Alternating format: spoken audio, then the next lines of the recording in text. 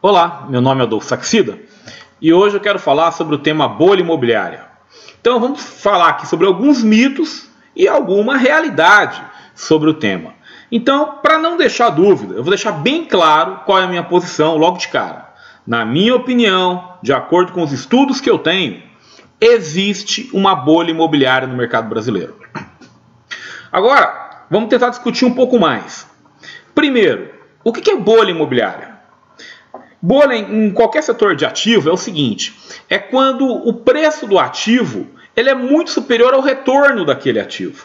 Então, por exemplo, você pode pegar R$1 milhão e colocar na poupança, aí vai ter um retorno. Você pode pegar R$1 milhão e colocar num imóvel e alugar o imóvel. Qual que é o retorno do imóvel? É o aluguel. Se o aluguel está rendendo menos do que a caderneta de poupança, o que seria normal? Seria normal as pessoas colocarem o dinheiro na caderneta de poupança e não no imóvel.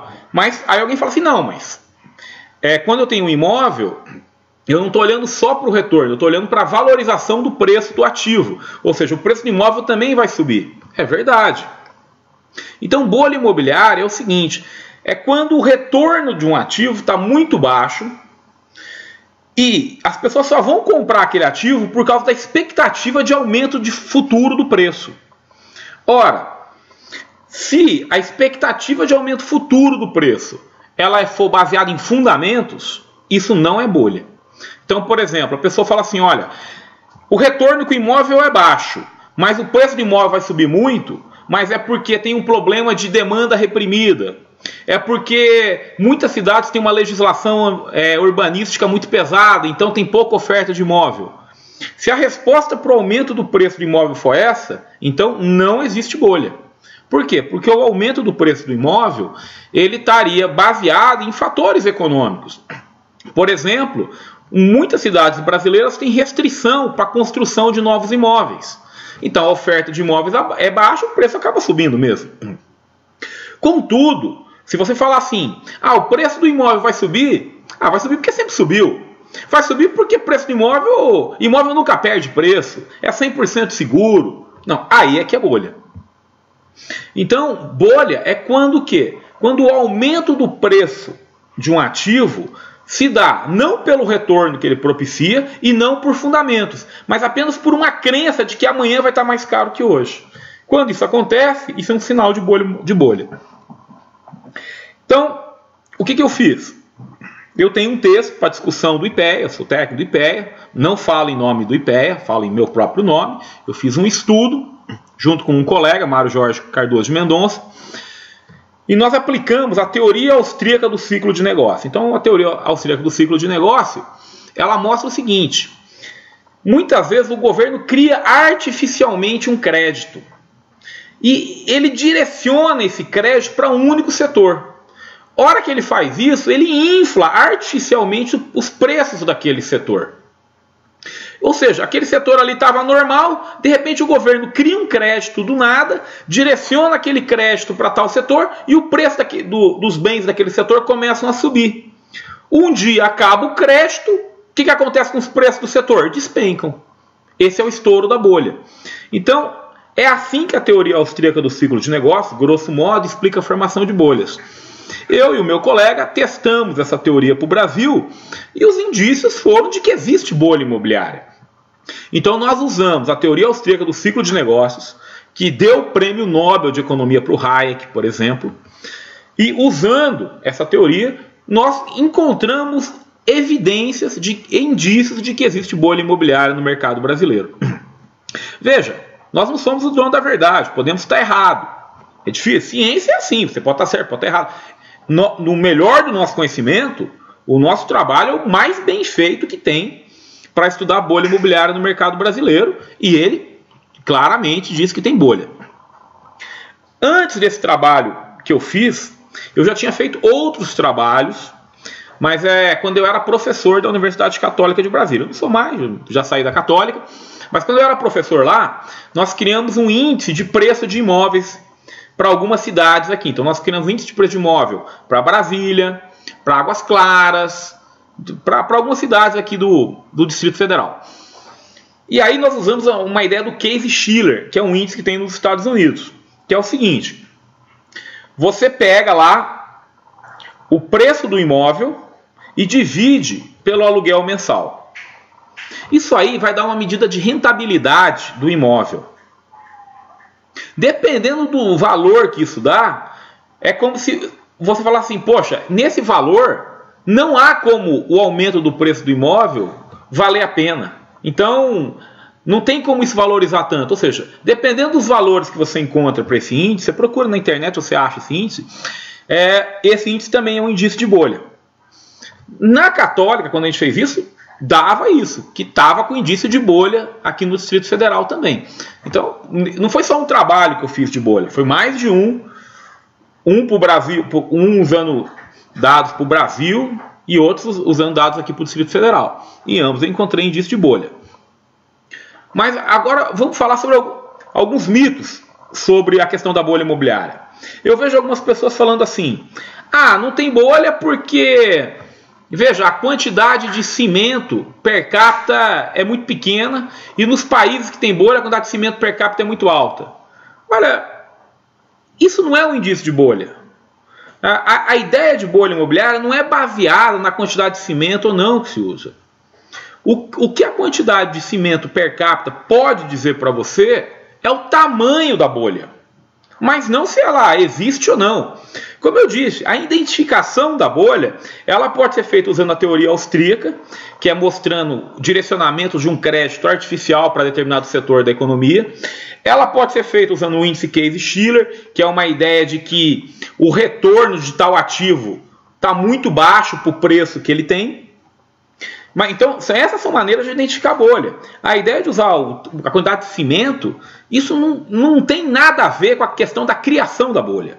Se tiver alguma coisa a ver, está relacionado ao tamanho da bolha, e não se a bolha existe ou não. Ou seja, quando a pessoa usa a ideia do índice de cimento, o que ela pode falar é assim, eu não sei se tem bolha, mas se tiver ela não está muito grande. É isso que ela pode falar. Mas ela não sabe se tem bolha. Isso não é um índice para ver se tem bolha ou não. Outra coisa que eu vejo é as pessoas falando assim, não tem bolha porque o crédito no Brasil é muito baixo. Nos Estados Unidos o crédito lá estava 50%, o crédito imobiliário. Aqui no Brasil está só 6% do PIB. Então é muito baixo. De novo, isso não é indício de existência ou não de bolha. Isso é indício de tamanho de bolha. Outra coisa, nos Estados Unidos, o crédito pode ser 50%, porque o resto do mundo inteiro bota dinheiro nos Estados Unidos. E no Brasil?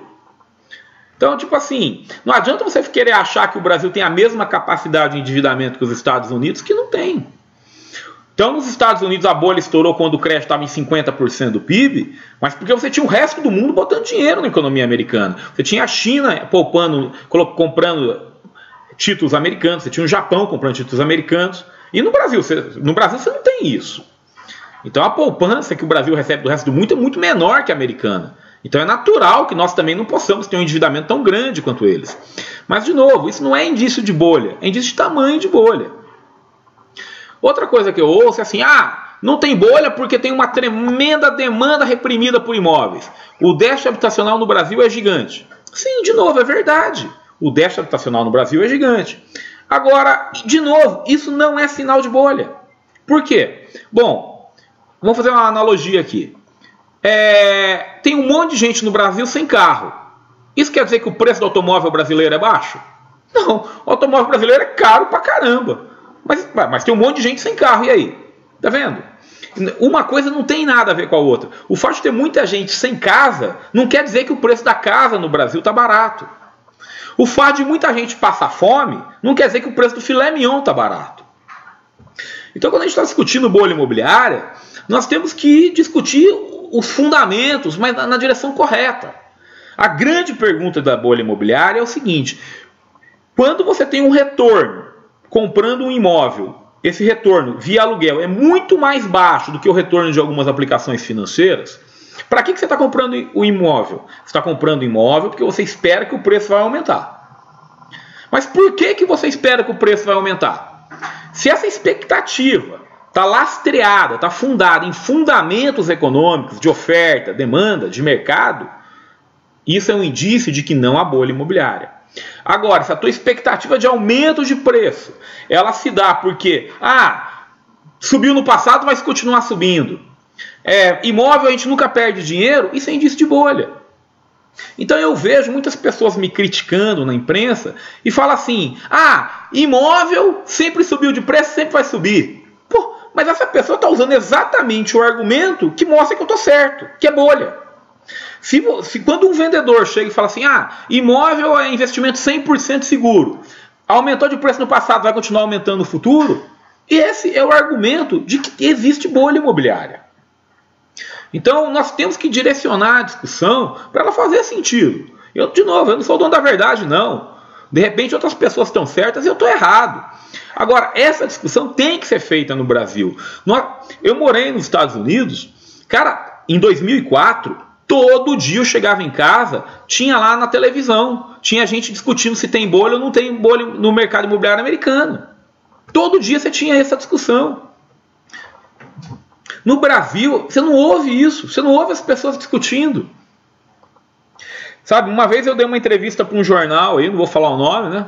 Mas a mulher me ligou, falou assim, eu tô proibida de te entrevistar, porque no dia seguinte da sua entrevista, o pessoal ligou aqui para o jornal e falou que se o jornal insistir no tema bolha imobiliária, eles iriam tirar os anúncios do jornal, do Classificados. Pô, não pode ser assim. A discussão não pode ser nesse nível. Sabe, comprar um imóvel é uma das decisões mais importantes na vida de uma pessoa. Para 99% da população, vai ser a maior dívida que a pessoa vai fazer na vida, é a dívida para comprar um imóvel. Então essa discussão tem que ser muito bem embasada, tem que ser muito bem pensada. E nesse tema, a discussão bolha imobiliária, ela tem que vir à tona. Tem que ficar claro o que está acontecendo. Será que existe bolha? Será que não existe? Na minha opinião, existe bolha. Agora, nós temos que discutir mais isso. Essa discussão não pode ser proibida como... Parece que é proibido isso na mídia. Parece que é proibido isso até na academia, às vezes. Então, temos que estudar isso com calma. Meu nome é Adolfo Saxida. Eu espero que você tenha gostado.